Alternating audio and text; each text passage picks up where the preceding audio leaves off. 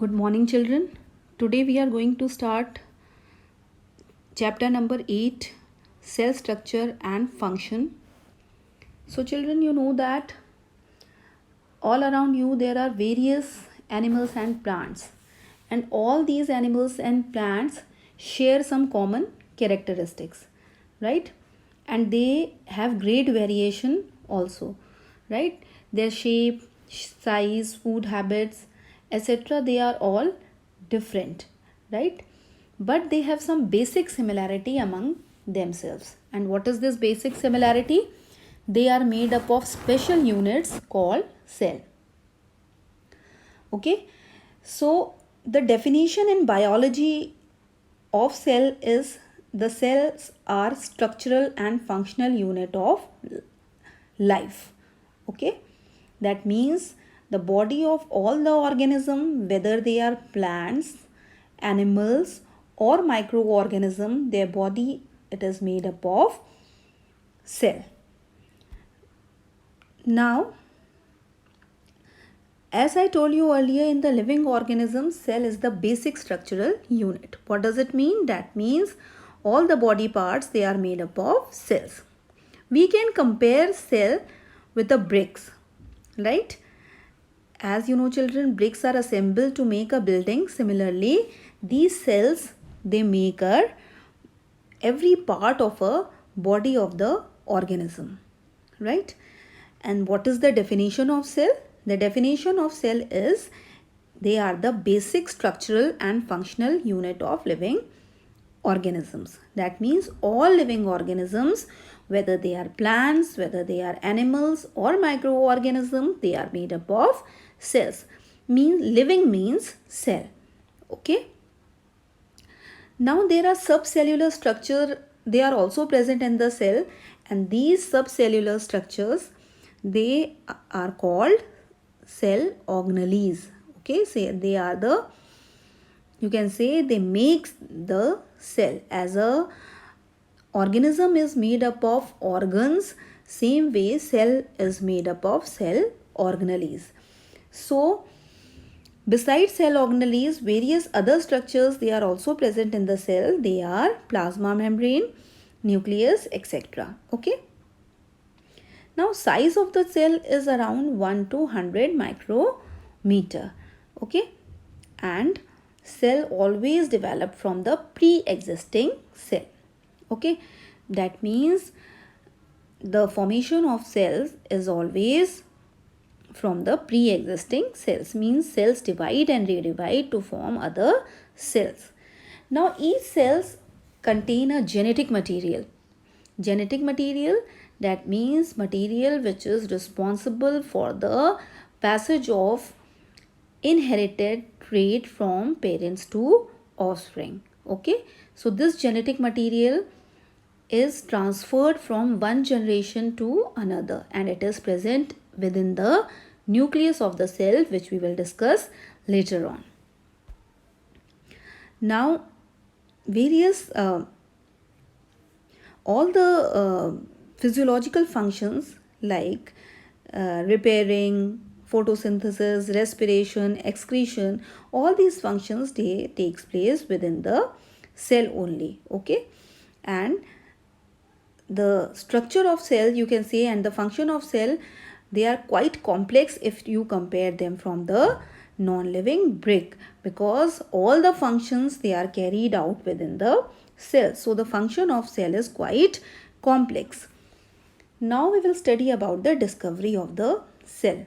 So mark it important in your NCERT book. It is very important to note that in 1665, an English scientist named Robert Hooke used a microscope to investigate the structure of a thin slice of cork. Okay. Now cork you get from the bark of the tree. Okay. So cork is a dead part of the wood. So Robert Hooke was the first to see the honeycomb like structure in this cork or the bark of a tree. Okay, and small compartments are there, and he called these compartment as a cell. Children, that time a microscope which was used by Robert Hooke, that was not as advanced as nowadays. Okay, very simplified microscope is there with low magnifying power. So he saw the cell in a dead piece of cork. Remember this? The first living cell was observed by uh, Antony von Leeuwenhoek. Okay, in the first living cell was a bacteria which he saw in the plaque of the teeth. The yellow color substance you studied in class 6, the yellow color substance, food particle, when they get deposit and you are not cleaning that food particles, a yellow color substance, it gets stick to your teeth, which is said to be the plaque. So that plaque, Antony von Leeuwenhoek first saw first observed the first living cell. So living cell was observed by Antony von Leeuwenhoek, while the dead cell was discovered by or investigated by English scientist Robert Hooke in 1665. So don't get confused, right? So Robert Hooke was the first scientist to observe cell under the dead cell under the microscope. Okay. So here the diagram of this cork cell, it is there, right? And these type of compartment he saw in the under the microscope. So these are the honeycomb like structure which he saw under the microscope, and he called these small compartment as a cell. Now these boxes look like a honeycomb. I told you honeycomb in Hindi you can say madhumakhi ka chatta, that is said to be honeycomb, right? So he also noticed that these boxes were separated from other by a wall or partition. So compartment, they were there in this honeycomb like structure, and Hooke named these compartment as a cell. So these the Hooke observed as boxes or cell in the cork, and they were actually dead cells. Okay, because no other structure except cell wall was observed by the Robert Hooke. These boxes appeared like a honeycomb. Now here the diagram is given. In this diagram, this is the Robert Hooke, the name of the scientist, who 1665 observed the cell, and this is the bark of a tree. Okay, bark of a tree. Okay, so this is the tree bark, and this is the cell which he observed under the microscope. You can compare them with the honeycomb. This is honeycomb. Okay, so this is honeycomb, this is the cell what he observed under the microscope, this is the bark of the tree, and this is the name of the scientist Robert Hooke. Now we will study about the cell theory, right? So in 1838, a German scientist, Schleiden, suggested that all plants, they are made up of cell. Okay, so this German scientist was actually botanist. Botanists are those which study about the plant. So this Matthias Jacob Schleiden, who was the German physiologist, right? He observed, he told that cells are made up of, that all plants and animals, they are made up of cells. Now other scientists, Theodor Schwann in 1838, formalized by the German researchers Rudolf Virchow in 1858. So three scientists, they are there to give the cell theory. What was the name of these three scientists? First was Matthias Jacob Schleiden, second was Theodor Schwann, and third was Rudolf Virchow. So these three scientists gave cell theory. So the credit to give the cell theory was given by these three scientists. So what is cell theory? They suggested, or they explained that all cell arises from pre-existing cells by cell division. Means when cell divide, then it form another cell. First point of cell theory was this, and they also told that all organism, whether they are plants, animals or microorganisms, they are made up of cells. So this is about the cell theory. Now children, organisms show variety in cell number, shape and size. If we compare the number of cells of a small ant with the number of cell of human being, you will find that the number of cell in ant is quite small. Number is quite less in comparison to human being. Okay, because the size of ant is quite small, so number of cell is also less in ant, right? And you will find variety of shape in the cell. All cells are not alike, they are very much different.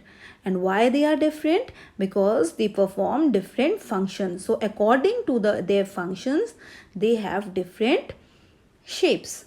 Okay, beside this size, if you compare the size of the cell in different organism, you will find that size is almost equal, not completely equal, almost. You will find little variation is there in the size of the cell. Most of the cells, they are actually almost similar in size. So here you will find quite variation in the number, shape and size of the cell, right? Cells, you know children, they are said to be the building block of plant and animal. Okay, now if you compare a banyan tree and if you compare the bacterium, they look very different from each other, but they all are made up of cells. Outward appearance or phenotype is quite different. If you see the outward appearance, it is quite different, but basic structure is same. That means bacterium as well as banyan tree, both are made up of cells. If you see the shapes of the cell of your eye, nose, nerves, right, your bones, they all are made up of cells, but you will see their shapes, they are quite different, because you know that different parts of the body have different functions, and therefore there is great variation in the shape of the cells, right? So children, you must have seen the amoeba. So amoeba is a unicellular organism, means its body is made up of only single cell. Though its body is made up of single cell, yet all the life processes, they are performed in amoeba in a single cell. That means amoeba is so small, but all the life processes like respiration, excretion, digestion and other life processes, they occur in amoeba. But here the body is quite simpler in comparison to higher organism. So all the functions, they are performed in a single cell. But if we compare the human beings have trillion of cells, and number of cells is quite high, and shapes are also different types of cells have different type of shape, and here the life processes are performed in number of cells, not only in single cell. Okay, now here in this slide it is given that human body has trillion of cells which vary different in size and shape, right? And different groups of cells perform a variety of functions. So organisms which are made up of more than one cell, they are said to be multicellular organism. So here you are seeing that multicellular organism, more than one cell, then they are said to be multicellular. Only one cell is there, then they are said to be unicellular. So human beings, cat, dog, banyan tree, people, most of the organism that you see around in your surroundings, they all are multicellular, right? But certain animals, certain organisms, they are unicellular. Also like amoeba, bacteria, blue-green algae, they are unicellular. Chlamydomonas, they all are unicellular organism. That means their body is made up of single cell, and all the life processes, they are carried out in the single cell. So here in this slide you are seeing the diagram of amoeba and paramecium, right? In both the diagrams you are seeing that their body of this organism, it is made up of single cell. So all the functions, they are carried out within the cell. So children, from this discussion we conclude that uh, according to the simplicity of the organism, the life processes may be carried out in number of cells or they may be carried out in one cell also. Means if the organism is single cell or if the organism is unicellular, it doesn't mean that all the life processes will not occur in that organism. So the organism is simpler, that means it is quite body organization is quite simple. So here also that organism will excrete, that organism will respire, or that organism will digest food also. So here, but difference is that here the all the life processes will occur in single organism only. Okay, now we come to the shape of the cell. Generally, you will see the round, spherical or elongated shape of the cell, but some cells they are long and pointed at both ends. So if you will see under the microscope when you will go in the higher classes, and in class 8 also I will show you the slide under the microscope in which you will see the muscle cells which are pointed at both the end and they are spindle shape, right? So this spindle shape, how can you define the spindle shape? If the cell it is pointed at both the end and it is swollen in the middle, then the shape is said to be the spindle shape. Later on in this slide the shape is given. I'll show you the picture of that. Okay, now some type of cells they are branched. It is very important for your examination also. Name one branched cell. So it is the nerve cell. Mark it important in your NCERT book. Nerve cell or neuron, it is a branch cell. And what is its function? It receive and transfer messages, right? It receives and transfer messages for helping to control and coordinate the working of different parts of the cell. Children, you know that the brain is very important part of the cell because it control all the life processes. So same way these cells they are present in the neuron. Neuron is the structural and functional unit of the nervous system. So all the messages like electricity is carried out in different parts of a circuit is through the connecting wires. Same way in a body the nerve messages are conducted with the help of these nerve cells. So whenever any message come, it is just like a conducting wire of electricity. These messages are transmitted to a brain and brain order the cells to function accordingly. So it is very important that if nerves they get damaged, then the messages will not be received by the brain and all the control and coordination of your body will get lost. So it is very important that nerve cells should work properly. Another name for nerve cell is neuron. Okay. Now here you are seeing three cells they have shown you in this picture, right? What are these three? This is the cell of RBC, red blood cells. Okay, in class 7th you studied about, and these spindle shaped cell they are the muscle cells. Okay, they are the muscle cells. Now this branch cell, this is said to be the nerve cell or neuron. Okay, this is nerve cell.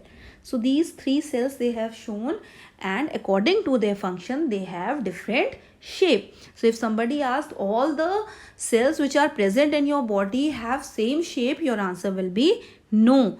Different cells have different shape. If somebody asks why different cells have different shapes, then what will be your answer?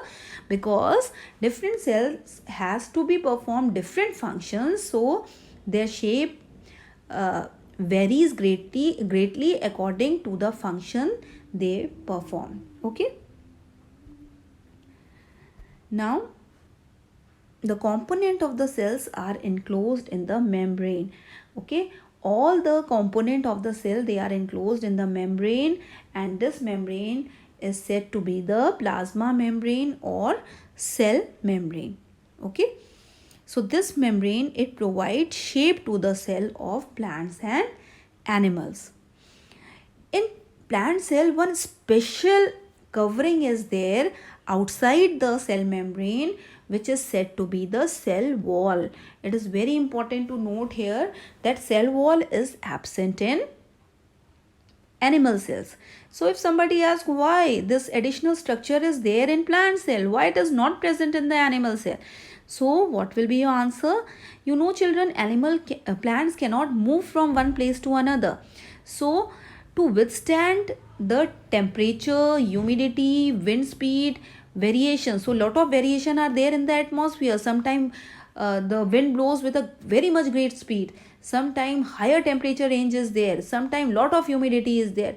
So how could plant be survived? So this cell wall, which is the additional structure present in the plant, this enable the plant to survive in a stressed condition also. So here very important to note that cell wall give extra protection to the plant cell. Okay, beside this, it also help in giving the shape to the cell, but main function of the cell wall is that it provide protection to the plant cell under adverse condition, right, as plant cannot move from one place to another. So animals, they are capable of moving from one place to another, so no such structure it is required. Beside this, it is also important to note here that cell wall is dead and it is made up of cellulose. And what is cellulose? You in class 7th you studied about the cellulose, that this cellulose is a complex carbohydrate. It is a carbohydrate, it is complex carbohydrate, and it is not digested by human beings, right? In second chapter class 7th you studied about it, that why cellulose is not digested by human being, because in human being cellulose digesting enzymes, they are not present, while in herbivore these enzymes are there. Therefore these herbivores, they are said to be ruminating animals because they can digest the cellulose, as cellulose digesting enzymes, they are present in herbivores but they are absent in human beings. Okay, now what is the function of this cell wall? As I told you, it protect the plant from adverse condition. Beside this, it gives shape and rigidity to the cell. Rigidity means cell become very much flexible, right? It is quite hard, you can say, due to, and it is quite strong, you can say. So it gives shape and rigidity to these cells. Okay, now we will talk about cell size. The cell size in the living organism may be very much small, and cell will be maybe the size of the cell may be very large. You can see it under the without the microscope also, like egg. Egg is a cell. It is nothing. Egg is a cell, and you are capable of seeing that egg with the naked eye. Okay, so generally most of the cells, they are microscopic in size, but some cells can even be visible with the naked eye. Okay, the smallest cell is about 0.1 to 0.5 micrometer. It is in bacteria, and the largest cell is about 170 to 130 millimeter, which is the egg of ostrich. Mark it important, the largest cell is of egg of ostrich, and the smallest cell is of bacteria. It is given in your book. Actually it is Mycoplasma gallisepticum, which is PPLO, right?